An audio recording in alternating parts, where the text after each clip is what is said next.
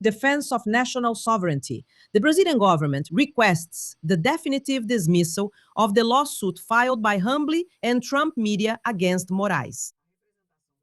Brazil's legal filing argues that the measures contested by the companies correspond to court decisions and the procedures used to communicate them. In the government's assessment, these acts have a sovereign nature because they are inherent to the exercise of judicial functions and could not be carried out by a private individual. Obviously, Donald Trump is using his influence there, even in this ridiculous situation. Alexandre de Moraes is being sued for deciding that Trump media and this other one here will not operate in Brazil. And if it does operate, posts and situations can be taken down if it violates the rights of others. Videos of pedophilia, posts inciting drug use, explicit sex, and everything else.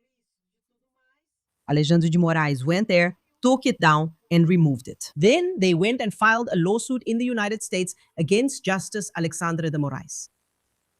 Here within the territory, what governs is Brazilian jurisdiction. It's national sovereignty. If these platforms don't comply with Brazilian legislation, they can't operate here. That's it, period. Guys, now they're suing Alexandre de Moraes there. And by the way, you can't even file a lawsuit against Alexandre de Moraes. If they want to sue someone, they have to sue the Brazilian federal government itself. Because Alexandre de Moraes was acting as a representative of the Brazilian state within the judiciary. So this lawsuit here, it's ridiculous. It's bound to be dismissed. Maybe it won't even be dismissed right now because Donald Trump will use his influence to keep this nonsense going. But nothing will come of it. Unless Donald Trump stages a coup. Because with a coup, whether there or here, then no law applies. The Constitution is burned. Do you understand, my dear? But it's absurd, you know? Yeah, these are the situations. And the Bolsonaristas are applauding. Yeah, baby. Baby, baby, baby. Ah, what ridiculous people. It's just like the situation with the ban on Discord lives. Do you remember that it was banned by the National Data Control Agency of Brazil for Discord to host live streams? It's a platform that was hosting live streams with animal torture, with mutilation, encouraging the mutilation of children, of young people, inciting suicide, pedophilia, and all sorts. It's the kind of terrible situation you can imagine. So the agency then banned Discord from doing live streams. And can this agency do that, Andre? Yes, it can. It's an administrative inspection procedure. It can and should do it, especially because of the duty of care that this agency has. Obviously, they will take it to court, this will go to the judiciary, and the final word will be from the judiciary. And you can be sure that if it comes to it, the judiciary could end up banning Discord from operating in Brazil. It's not just a ban on live streams, no. So what happened then? The Bolsonaro supporters are against it. Nicolas Ferreira went on social media, and Zanata went on social media too, saying that this is censorship, that they can't do this, that this is censorship, blah, blah, blah. Guys, what kind of nonsense is this? What kind of stupidity is this? From these people, it seems like these people are crazy. They only like what's no good. They say, beat up criminals. Criminals should be dead. And yet, they keep defending criminals. How absurd. I'm not going to play the video of Nicolas talking here, no. Especially not first thing in the morning, right? I'll just mute it. But here it is, look. Them defending, you know? Defending, saying that Yanya is wrong, that they're going to call the public prosecutor's office because this is censorship. I don't know what else. Let me tell you something. I've never seen a group that likes what's no good as much as these Bolsonaristas. A 13-year-old child committed suicide last week. Because over there, there's that thing. How do you say it? That challenge thing. Then teenagers, kids go in there and there's a challenge to see who tortures more animals live, all recorded, filmed. There are some challenges there to see who cuts themselves more, kids and teenagers. And it turned out that this child couldn't complete one of the challenges there, which was to torture the highest number of animals, all filmed. She couldn't do it. She took her own life. She committed suicide. Thanks to a Discord live stream in there. Now the Bolsonaro supporters are saying that Janja is the one who's wrong. That Yanya interfered at the agency, I don't know what, blah, blah, blah, blah. For heaven's sake, people. Nobody loves crooks and criminals like these Bolsonaro supporters do, man. That's freedom of speech. Is that protected by freedom of speech? To kill your child? To mutilate your daughter? Is that protected by freedom of speech in Brazil, folks? It isn't. Is pedophilia protected by freedom of speech? No, it isn't. Does freedom of speech cover killing or stealing? No, it doesn't. So that's how it is. Man, the more I see this kind of situation, the more I realize, really, thank God, we're on the right side. What is this? Jesus must look at a situation like this and think, oh my God, are these people still invoking my name? Back off, devil. Mercy, there are so many situations here. Let me tell you something, okay? It's embarrassing. And speaking of embarrassing, look who's trying to return to the scene of the crime. The Electoral Prosecutor's Office cites misconduct and requests the disqualification of Eduardo Cunha's candidacy. The candidacy challenge was filed by the Regional Electoral Prosecutor's Office this Tuesday, Day 11. The agency argues that Cunha is ineligible due to a conviction for administrative misconduct and the revocation of his parliamentary mandate in 2016 for breach of decorum. The conviction for administrative misconduct is related to a case decided by the Rio de Janeiro courts in 2019. Cunha was convicted by a lower court for illicit enrichment related to the increase of his assets in the years 2001 and 2002. Among the sanctions imposed were the loss of assets, a fine, and suspension of political rights for 8 years. He wants to return to the scene of the crime. How many candidates will there be this year if the electoral court doesn't block them?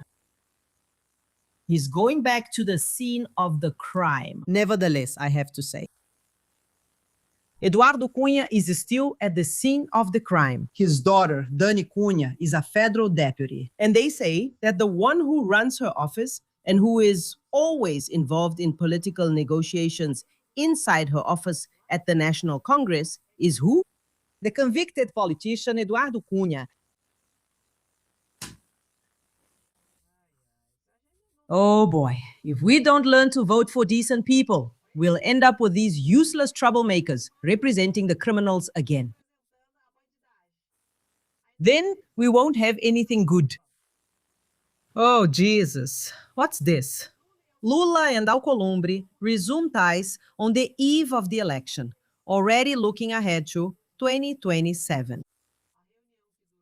The meeting, which lasted about 2 hours, aimed to move forward agenda items the government considered important in the Senate before the October elections.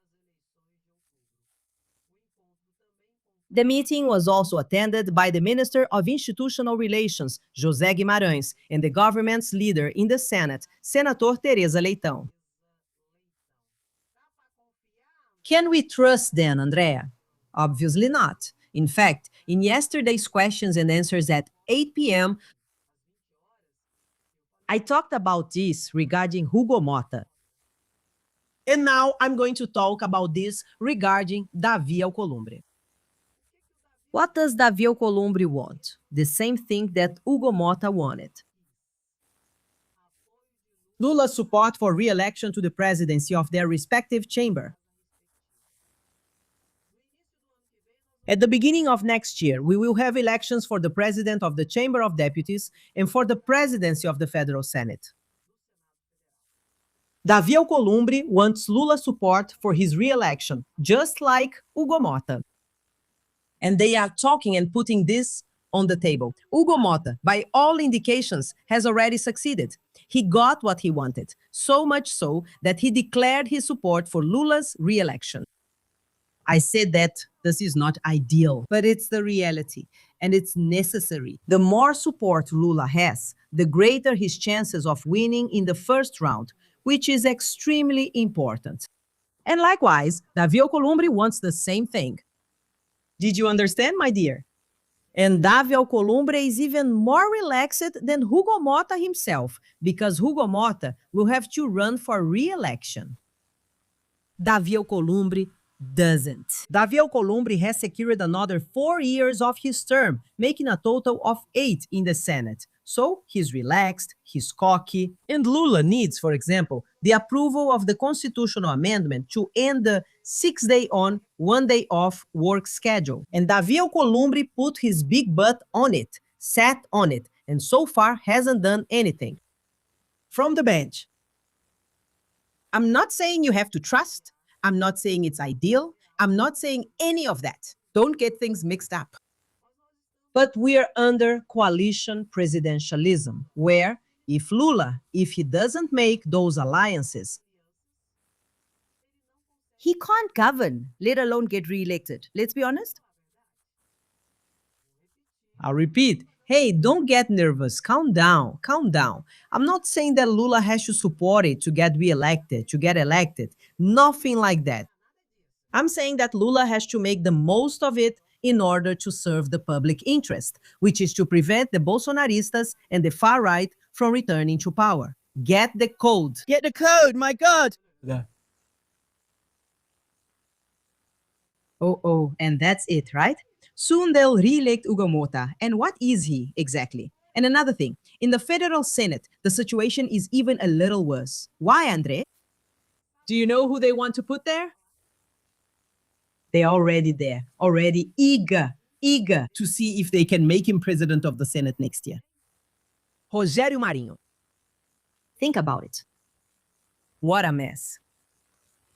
Yeah. So like, you know, when you want to get out of one bad spot, then you forget that you're going to end up in the fire. You can't forget. So that's pretty much it. You're damned if you do, damned if you don't. So you have to play the political game to get what's best for Brazil, okay? And I'm sure Lula will do that, all right? In the meantime, não monitorei Dino. I'm out. So let's go. And then Moraes' decision harms the entire press in the case of the journalists targeted in Maranhão. No, it doesn't harm them. It harms the corrupt and criminal press. That does harm them. They are trying to turn this situation here into an international crisis. And obviously, Donald Trump is grateful. Of course, right? Why? Because he doesn't want the facts, right? The journalist has the right to protect their sources. They have the right not to reveal who gave them the information. Right, Andre? Yes, they do. To remain silent. But doesn't this right take away the police's right and duty to investigate and go after the source? If this source has committed or is suspected of committing crimes. Right, Andre? Yes. Exactly that. Without the journalist being required to reveal who it is, because the journalist is guaranteed that right. But that doesn't take away the public authority's power and duty to investigate someone who may have committed crimes. And that's what the police did and are doing. Do you understand, my dear? This journalist made a post saying that Flavio Dino was using official vehicles for himself and his family illegally. And Flavio Gino was not using them illegally. On the contrary, the federal police itself said he had to use them because he was being threatened, monitored, followed, and persecuted. Yes, yes. And he and his family were being threatened with death. So he was using a vehicle, even an armored one. And it really was a public vehicle for him and his family. This was the guidance from the federal police with the approval of the Attorney General's office. Then this journalist published that Flavio Gino was like committing a crime of corruption, blah, blah, blah. And this journalist received 100,000 reais from a lawyer connected to the source. Then he said it wasn't a payment for him to make the post, that it was a loan. The police already know that he received it. And he's saying it was a loan. That he even paid off a house with that money. So, a political opponent of Gino, when Gino was governor there in Maranhão, his name is Raimundo Cutrim. A former federal police chief is the journalist's source, and that everyone is being investigated. Everyone. Everyone. And can the police do that? They should do that. Exactly. And the journalist was never forced to reveal their source because that's guaranteed by the Constitution. Just as the federal police are guaranteed their power and duty to investigate alleged crimes and criminals, now they're using this to try even to give Donald Trump ammunition. That Alexandre de Moraes, who ordered a search and seizure at a journalist source, is breaking the statutes of freedom of expression, journalism, and the free press.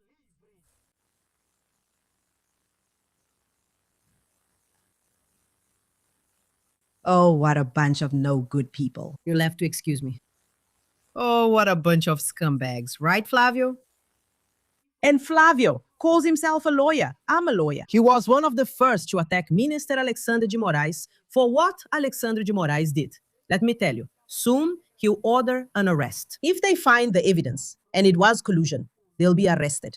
And even that will be getting off easy because it's still going to take a while. Do you understand, my dear? So, like what I told you, the Bolsonaro supporters who say they want to fight and use bombs, bad guys in jail, bad guys dead, it seems like they actually like criminals. Maybe they are the criminals. For the love of God, good grief, Jesus. Our lives are really hard with these people. And Flavio, where's the accounting, Flavio? You still haven't accounted for it? You said you were going to account for the money that was supposed to go to the movie, but we don't know if it went to the movie or to the fund in the United States, to Dudu Bananina's lawyer over in Texas, where Dudu is living a rich life. And who's paying for it? And you still haven't given an account, Flavio. When are you going to do it, Flavio? Then the journalist asks Flavio, and Flavio says, oh, what about Lula? Lula is the one who has to give an account, and I haven't given an accounting to anyone. Don't you owe one? Lula has to account for it, and he does. Now, you do too. You want to be president and you don't want to explain the situations? You're going to have to explain. There's no way around it. You're going to have to say, where did the money come from? When the money came in and all that stuff. Otherwise, you're in trouble. Yeah, you're in trouble. I also explained yesterday. Why hasn't Flavio registered his candidacy yet? I'll give you 3 options. Put yourself in his place. Are you scared? Are you still thinking about running for a legislative seat so you don't lose your immunity? Are you waiting to see if any scandal comes out first so he backs down and gives up? Or is he trying to find another running mate or a female running mate? What do you think? I already know. But I'm not going to tell you because I like gossip. I don't like gossip. You're the one who's going to put it there. And tell me now. Go ahead and hit the like button. Like, comment, and share. Did they come after me? I already told you. The more they come at me, the more I rise. Like bread. Need it. The bread rises even more. At night, we have 2 time slots now. Now, at 8 p.m., questions and answers. And at 10 p.m., all the news of the day. Super live, keep it moving. There are people behind you. Here's the thing. What goes around comes around. Like, comment, and share. Push from there, and I'll push from here. Hey, hey, hey, don't be a liar. Back off, devil. Move forward. Kisses. See you.